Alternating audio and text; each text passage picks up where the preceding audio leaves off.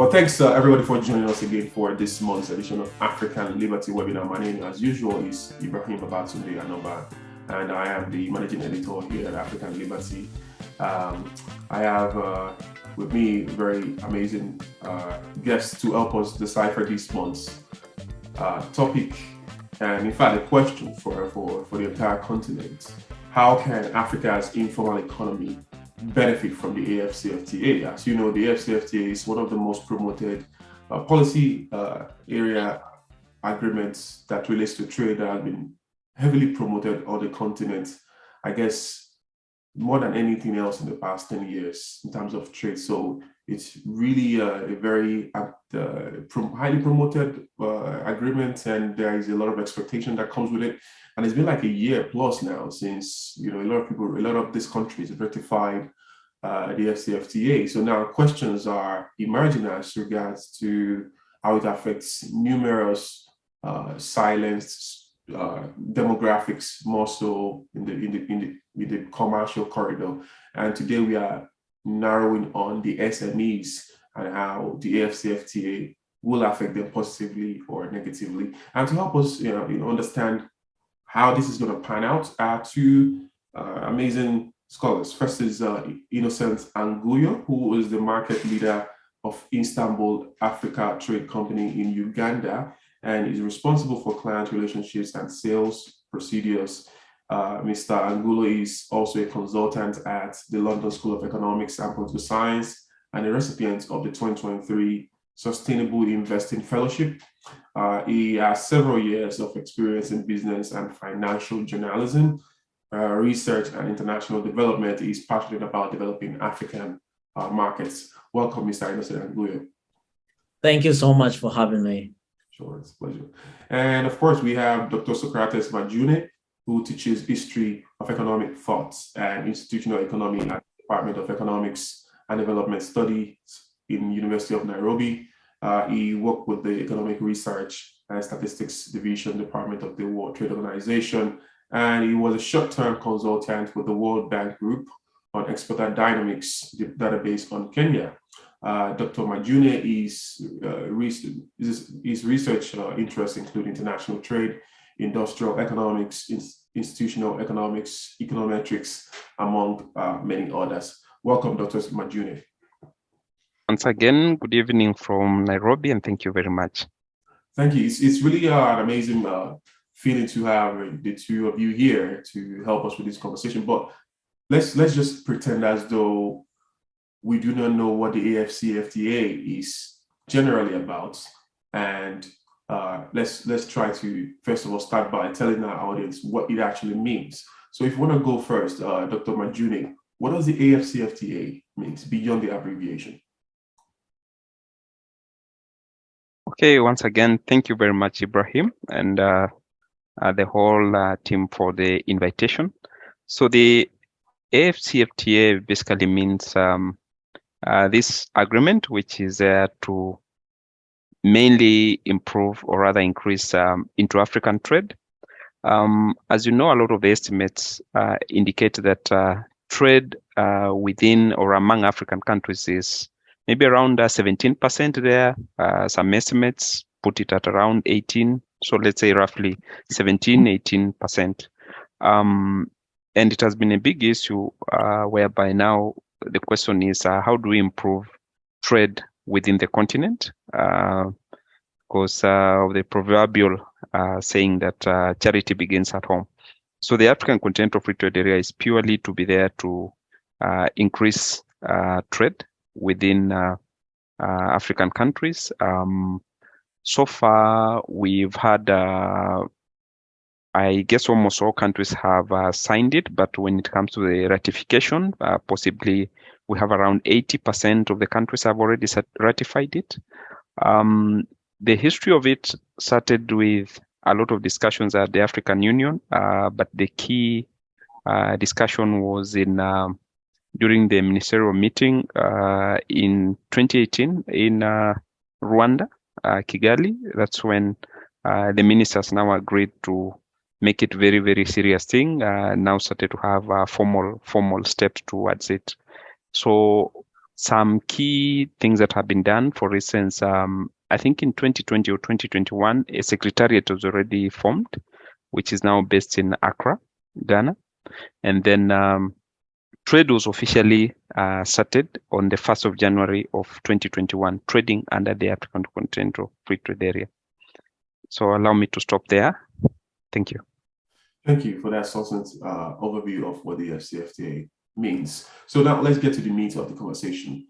The SMEs in Africa are oftentimes not properly considered in terms of this sort of large-scale agreements. Sometimes when we talk about multinational or multilateral agreements, it's on paper starts to primarily concern the bigger corporations, the millionaires in Africa, the politicians, the corporations, and what they will gain.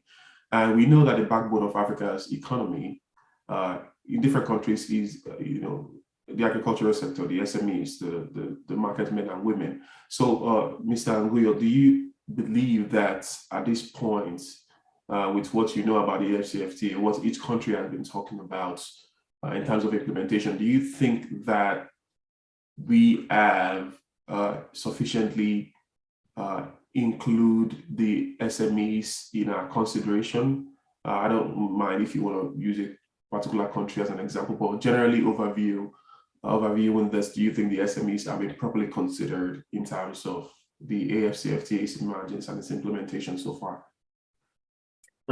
Thank you so much. You see, it's understandable for these sort of agreements and arrangements for it to start with a high-level playing of the bigger players, which are usually the formal institutions, the multilateral institutions, the state parties. So the informal sector usually comes in at the end, and understandably, much of the conversation concerning this subject has been around the broader picture, like how the agreement will lift 30 million people out of extreme poverty, how it would boost regional trade by about $450 billion or 9%, and how intra-African trade would increase by about 81%, all of this by 2031. But I think, like you've clearly noted, the more important aspect for me that is often overlooked is the potential impact of the Africa Free Trade Continental Area Agreement for women, and women constitute about 70% of informal cross-border traders in Africa, right? And the theory of change concerning the potential impact of the agreement on the trading prospect of women, I think here is rather quite straightforward and simple. Informal traders who are female are particularly vulnerable to issues such as harassment, such as violence, such as confiscation of commodities, and sometimes even imprisonment, right? So simply removing tariffs or non-tariff barriers that are stopping female traders from trading effectively with their colleagues across the border will enable them to operate through the formal channels that will offer better protection for them, right? And by extension, I also think that the eventual implementation in its entirety of the Africa Free Trade Continental Area will be an effective way of actually contributing to the achievement of Sustainable Goal number 8 of the United Nations, which aims to promote decent work and inclusive economic growth for all. Additionally, I think generally increase in investment in women through such means as the Africa Free Trade Continental Area is good economics. My colleague here is an economist and he will attest to this. And Africa has the highest rate of entrepreneurship in the world at about 22%. And African women are more likely to start their own business than women elsewhere in the world. And therefore, it's no surprising statistics to hear that about more than half of the small and medium-sized enterprises in Africa account for 90% of the employment on the continent, right? And so, whereas the involvement of SMEs may not be explicitly captured in the argument at the moment. I think by extension, its benefits will be felt by the informal sector, particularly women, in the longer term. And like I said, it will be more about the removal of the tariff barriers for improving the trading prospects of informal cross-border female traders in Africa. Right. But as you know, the AfCFTA goes beyond just cross-border trading. And I think it's also I've always thought that cross-border trading can only be possible if the producers or the marketmen and women who produce stuff in the agricultural sector or in the other sectors or other parts of the informal economy are able to, first of all, trade internally in each country and then trade externally with other colleagues. Or even if a farmer in Ghana ships his tomato to Nigeria, when that tomato gets to Nigeria, the chain of exchange doesn't get completed until the tomato is being sold. And I was having a conversation with some of our audience earlier, and they were each talking about how in the local markets in their respective countries, how there are multiple layers of taxations, not necessarily by official government agents, but by thugs or park leaders or market leaders who will forcefully extract money from this market, women and men, and eventually their business will die because they've been exploited. And in that process, the so-called cross-border trade is not being maximized because SMEs have been stifled by multiple taxes and by state thugs who exploit them. So, Dr. Majune, what do you think African governments needs to do to address these internal impediments to exchanges that is in some ways affecting that cross-border trade? Or do you even think it's absolutely not, we shouldn't worry about it? Okay, thank you very much. Of course, there needs to be a lot of worry about it because one of the key things that actually inhibit bilateral trade, or the cross-border trade, is the tariffs that are there. And the good news is a tariff reduction is one of the key things that the African Continental Free Trade Area is targeting, to reduce the tariffs by a huge percentage, I guess at least 50% by the time, after some time. And then the most important thing that you are actually saying, and which I feel affects these informal traders, that also affects the SMEs and affects even the big businesses, are purely the non-tariff barriers. So for instance, what kind of standards that have been put there, what kind of infrastructural challenges are there that purely inhibit how people trade. So my answer will also be based, my answer to your question will also be based on a survey that I conducted with some of my friends to just understand how these SMEs and even the large businesses are likely to pick up this agreement. So with regards to what they were asked, how do they think the government is likely to, what's the most important thing they think the government should actually be improving? Number one was more about infrastructure. What is the quality of roads that are there? And this was about 40% of these SMEs actually saying that. Another thing is the cost of financing was one of those things that were very, very important. And then, of course, lastly, it talks about the quality of institutions that are there, of which a lot of them target what you're trying to say, the kind of extortion that happens there and whatever. So ideally, it's for the governments to tighten. Number one, improve the infrastructure. Aspects of financial development in the countries needs to be taken into consideration, because access to credit will be the most important. And then I think just sealing some of these loopholes that we are seeing that go into extortion. And I guess one of the lessons we can pick from what COVID has done to most countries and what can also come down is a lot of these aspects of picking up digitalization, and if there are some processes which can be digitalized so that I don't need to know you, Ibrahim, for something to happen as a government official, then I think it will be good. So that's what I think will really help to reduce some of those problems. Thank you. I don't know, Ibrahim, if you can allow me out there, because Dr. Majuni has just raised some really crucial points there, and I read his paper on the impact of COVID-19 on Kenya's international trading, and I found it rather very insightful, and some of those points I think will become relevant when it comes to the implementation of the Africa Free Trade area. And one of the challenges that seems to be delaying the full implementation of the compact is the lack of customs infrastructure in most African countries.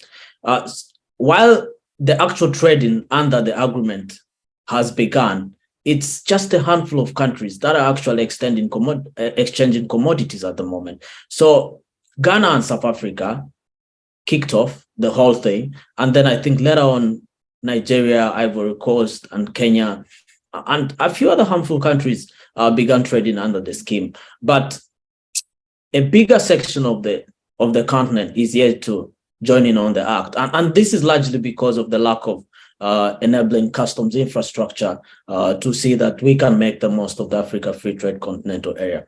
And another concern I also have is that right now the focus of the implementation is very much at the highest level, which is not the best way, I think. I think it should have a bottom-up approach in terms of implementation. We need to focus first on the national problems, national problems, regional problems, that would ease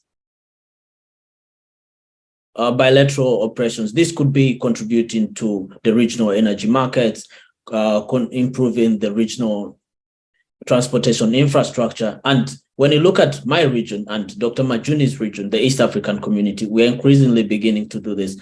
Much of our regional infrastructure projects straddle the entire East African community. You have the Northern Corridor, where a road runs from the coastal city of Mombasa, goes through Kampala, runs through Kigali, and then circles through Dodoma and back to Dar es Salaam. And those are all the original East African countries. Then we have the Standard Gauge Railway project, which will run from also Mombasa through Kampala to Nairobi, to Kigali, and on the other side, it will also extend to Juba in South Sudan.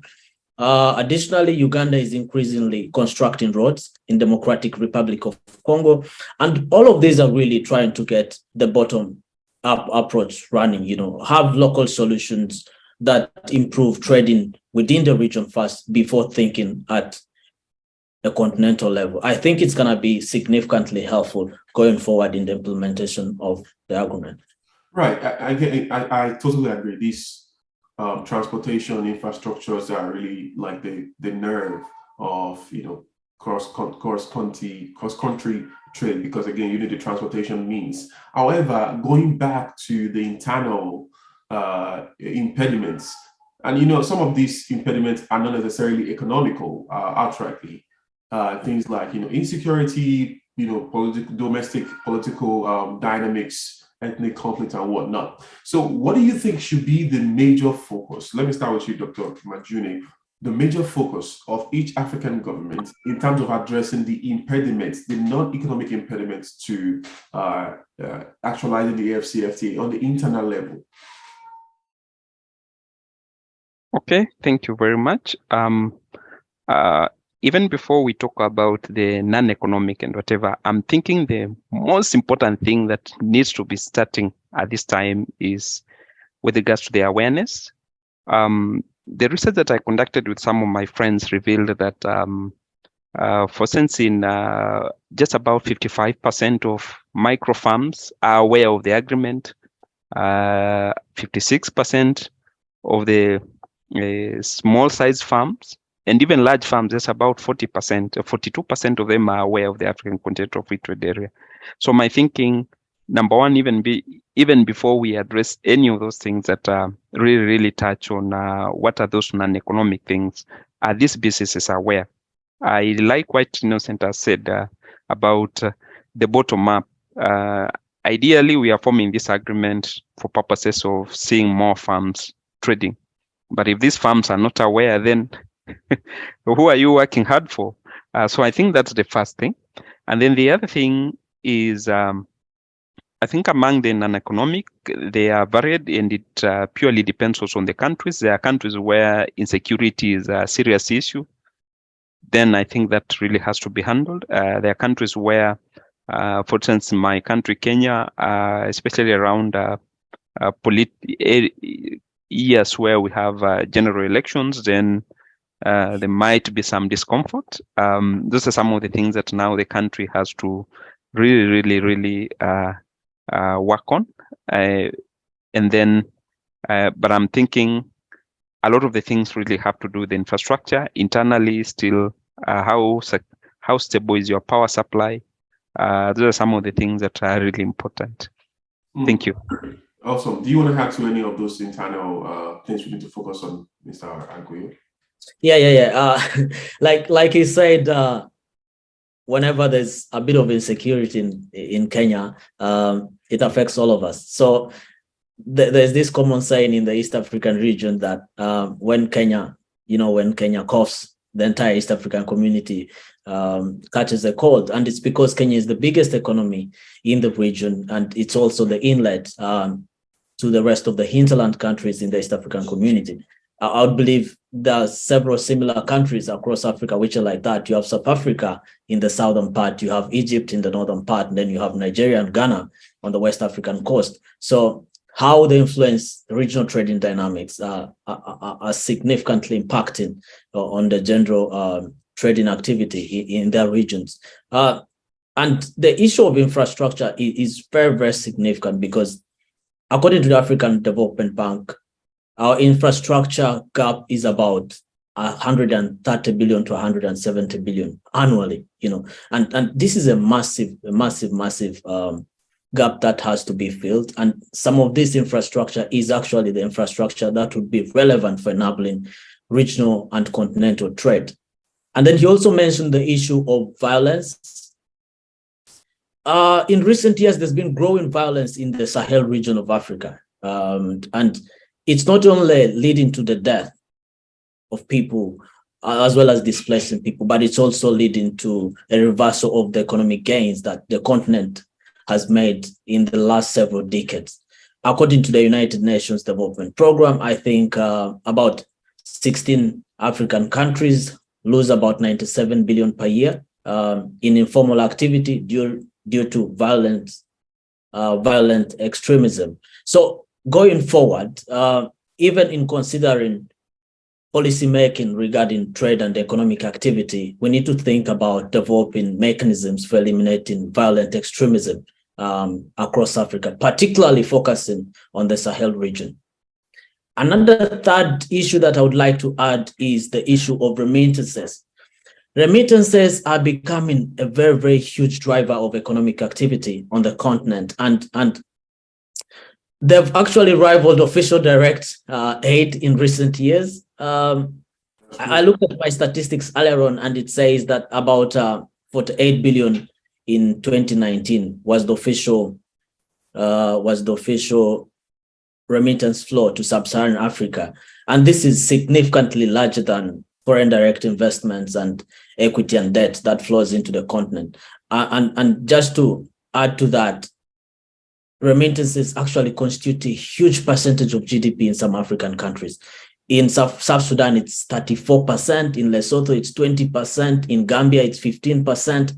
And Nigeria alone accounts for more than half of all remittances to the continent in absolute terms, right? So reducing the cost of remittances would be a huge game changer in terms of finding financing for not only trade activity, but other economic activities on the continent.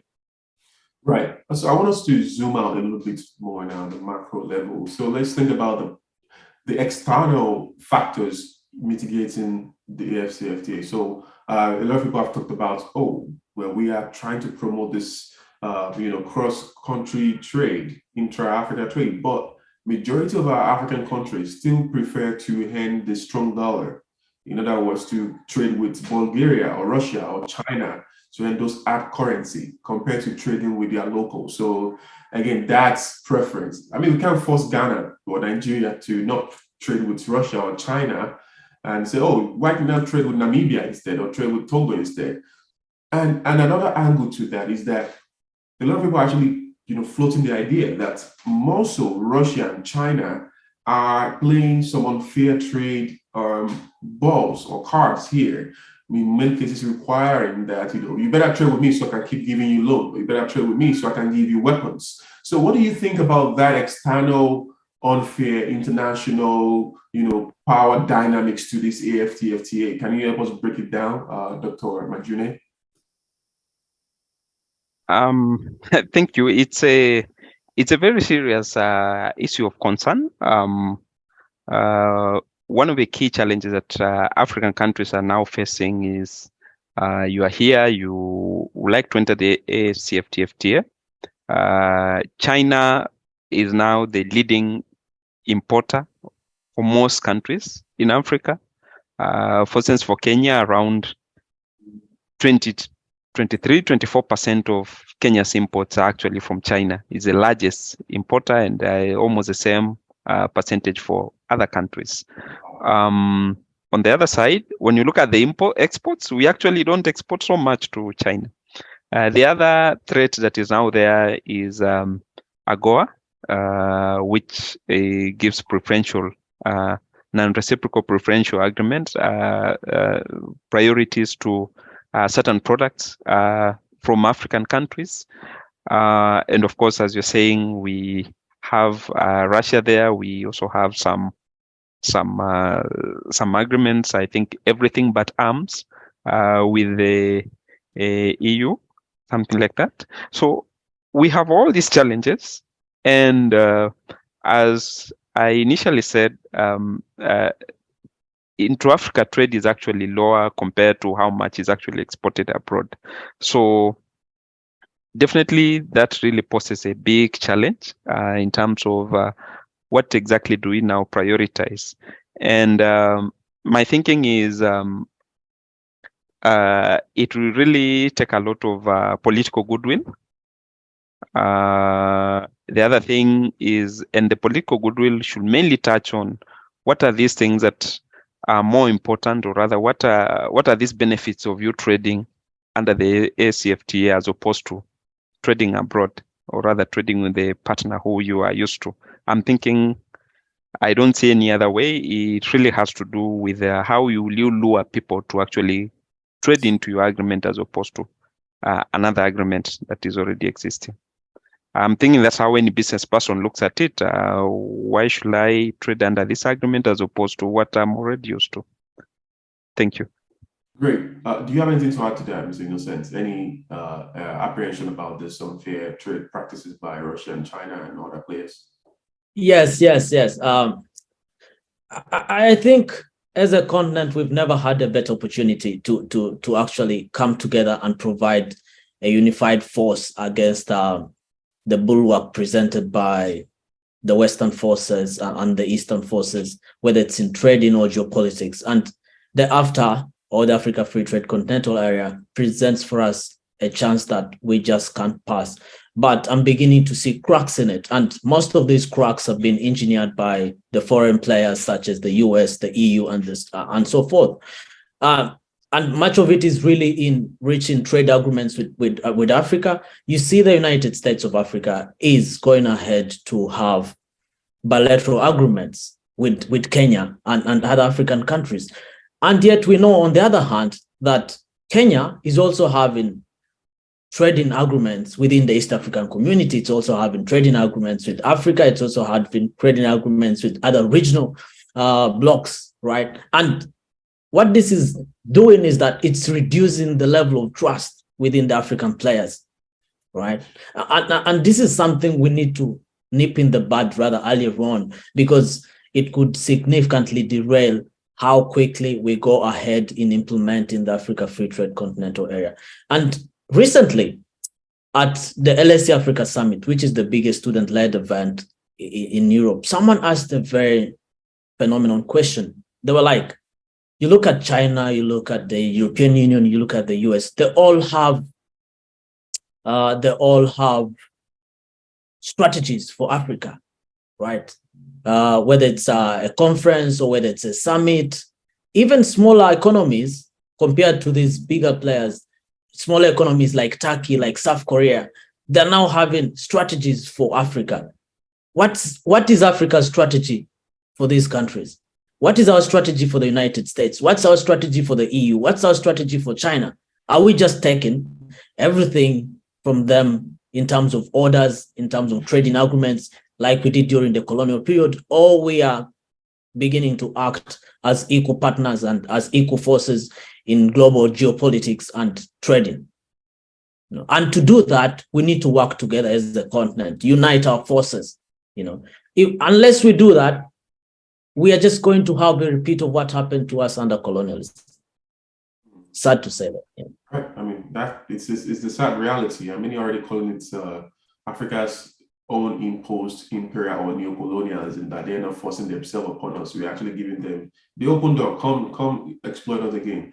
I think we have Karim Togo. Karim, you have your hand raised. I would like to hear from you. Do you have any question you want to ask?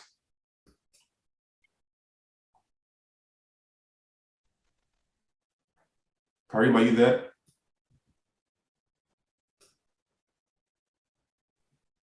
Okay, I guess we'll take the question from Molai Lefole.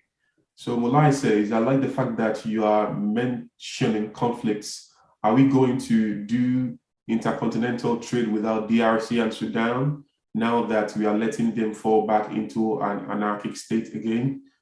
Yeah, so Dr. Majune, do you want to answer that question from Lepole, who says, I guess, just general internal conflicts, how those internal conflicts could prevent the AfCFTA, and could it even be achieved while some countries are war-torn? And as we know, wars in these places can easily snowball into other places. What do you think?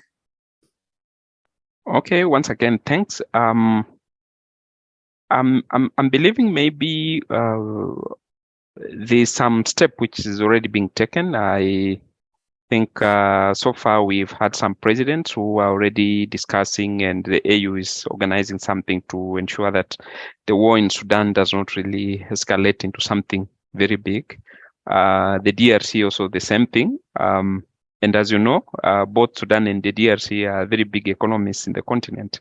So once again, my belief is some of these things will really take a lot of political goodwill. And sometimes if you can't help yourself, then let your neighbors help yourself. And I like it because the moment each country realizes that if my neighbor has a problem, then it becomes very hard for me to trade. Then it's upon you to ensure that your neighbor's house is actually put in order. And I'm thinking that's what I've seen so far, the African Union taking up that kind of step. And I'm very confident on that front that both the DRC and Sudan will be part of this agreement. Thank you. Thank you. I hope you have your questions answered, Mulai. Now let's go to Karim again. Karim, are you able to talk now?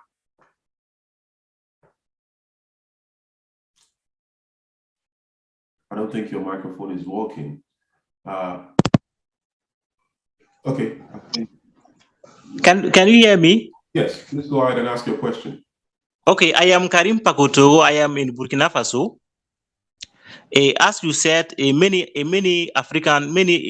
West African countries are really facing extremism violence. That is what is happening here in Burkina Faso. And for more than 7 years, really, we are suffering here. And right now, we have more than 3 million internally displaced persons. So that means those persons fled their villages and they are in the nearest town. And they are really suffering. Most of them even don't have to eat.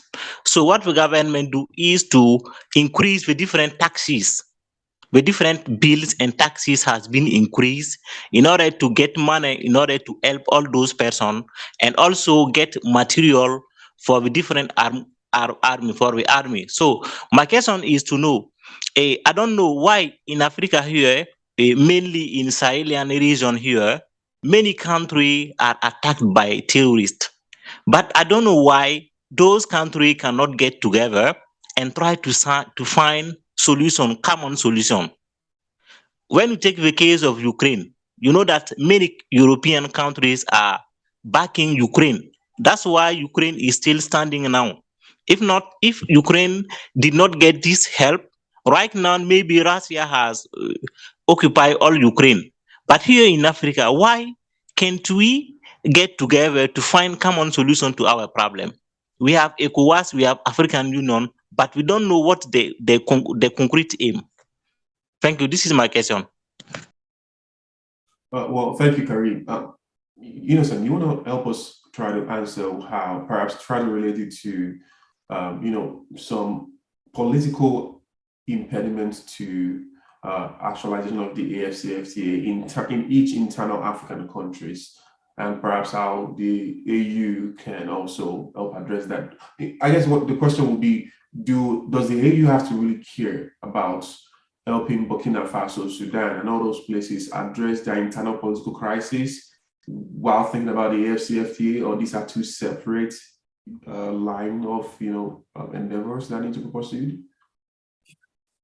Thank you, Ibrahim. When a country descends into violence, as we've seen in Burkina Faso and other African countries, it's often as a result of the crumbling of the political coalition in that country, where political actors can't agree to a specific roadmap that the country should take, and then you begin to see fractures. Some people choose to take up arms and oppose the powers that be at that particular moment. And I think what has failed in Africa in recent years is the lack of a platform for the various political actors to discuss their differences without necessarily taking up arms. What has been happening is that I think the mechanisms, the channels for conversations between the various actors have been blocked in recent years. And because of that, it's really difficult for the disagreeing parties to sit together and reach a common goal or a consensus on how the country should go forward. And while the African Union does have some mechanisms to ensure that countries do not descend into violence or political anarchy, it largely runs an approach of not getting significantly involved in the internal matters of the countries. As you've seen with the response in the West African countries, where coups have been occurring, the most they can do is maybe to suspend your membership for some period of time, and then try to bring together the warring factions to reach a negotiated agreement rather than continue fighting. But beyond that, we don't have any far-reaching approaches, for instance, like sending a force, to avert the situation that's happening in the country.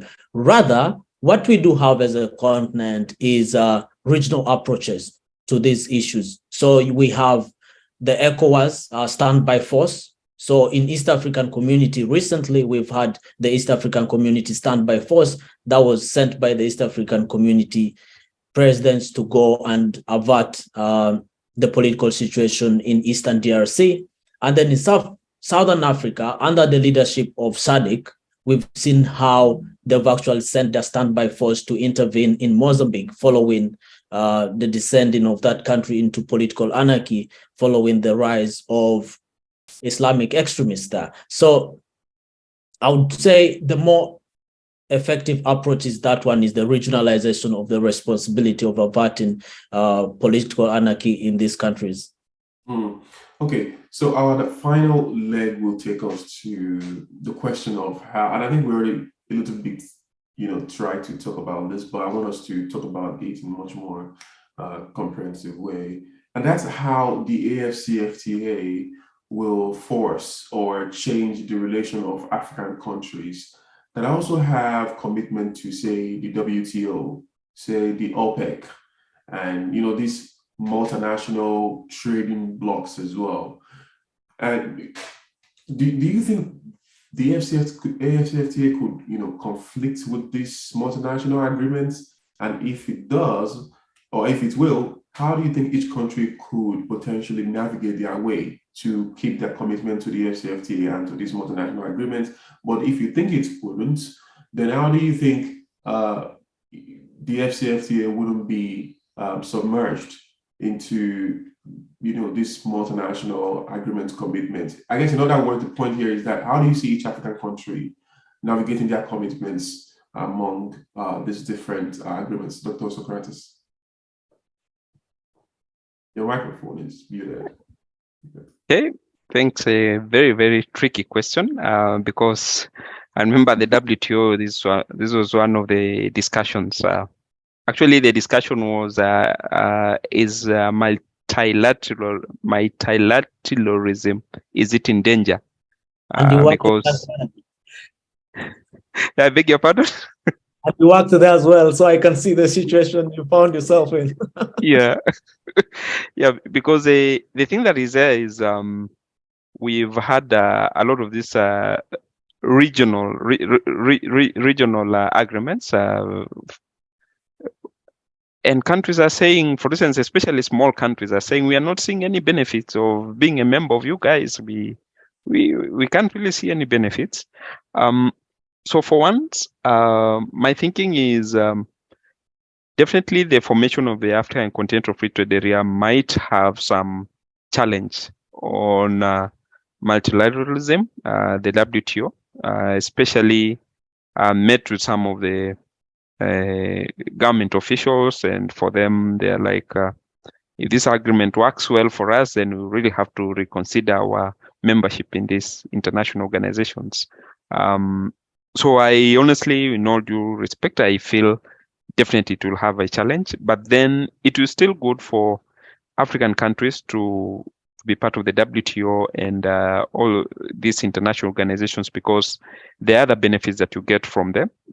You not only be trading with the other African countries, but then you'll be trading with other countries abroad. And sometimes maybe there are some provisions which the African Continental Free Trade Area will not capture alone, which is better if they are done with a multilateral organization. So in one way, I feel definitely it will have a direct impact on countries might reconsider their membership. And on the positive side, not everything can be handled domestically. That's why we still need the WTO and these international organizations. Thank you. Well taken. Okay, on a final note, I will request that each of you give your general prediction about the future of SMEs under AfCFTA. What do you think is going to happen in the next 10, 20 years? And let's you want to go first, Innocent? No, before you go, it's okay for me to add something to what. Yeah, please add. Let's have a minute for that. Yeah. So I think the AfCFTA is a really timely initiative for us, and it will increase our power in negotiating at the global table for us as a continent.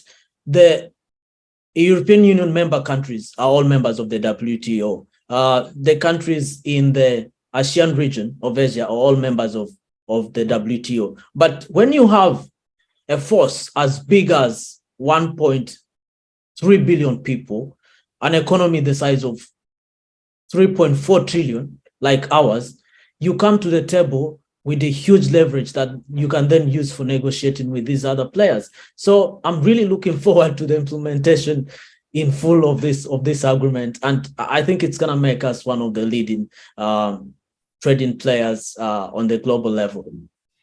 Hopefully, fingers crossed. That's the hope of every African. Okay, Dr. Majune, in 30 seconds, what's your prediction for the future of SMEs under AfCFTA?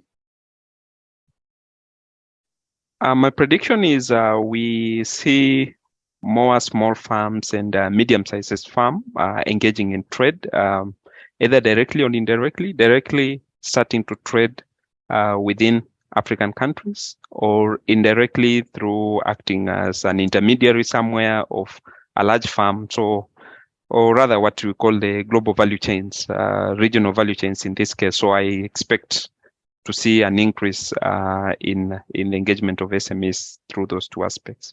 Thank you. Awesome. Okay, Mr. Innocent, do you want to also give us a 30 seconds prediction of the future of SMEs in AfCFTA? I think it's gonna be great, and like I've said, Africa is the most entrepreneurial continent in the whole world, and so with the benefit of AfTA, these small businesses will have larger markets to tap into. They'll have access to a number of financing sources. They'll have access to bigger commodities. They'll have access to partners from across the borders, and this will be a good thing for the continent because it's SMEs that largely drive the economy of a country.